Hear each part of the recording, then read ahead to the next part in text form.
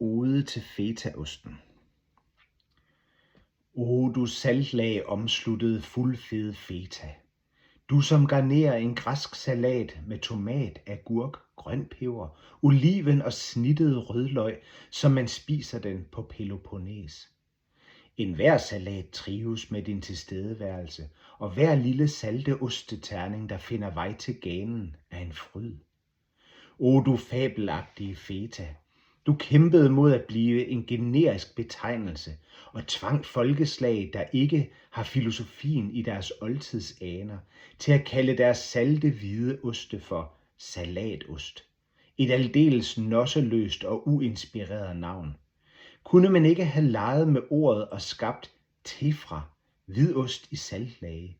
Det ville da klinge som Eufrat og Tigris, det østlige Middelhav, for ikke at tale om det græske.